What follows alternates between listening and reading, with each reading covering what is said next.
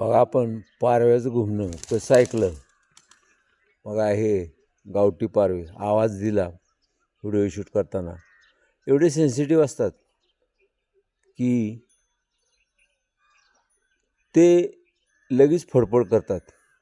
असं सामाजिक मंथनला आपण अवश्य भेट द्या. आणि हे पहा, नुसतं बोलच तर म्हणजे किती सेन्स ऑफ ह्युमर असतो पक्ष्यांना, पण माणसांना नाही. धन्यवाद. जय हिंद, जय महाराष्ट्र, जय भारत.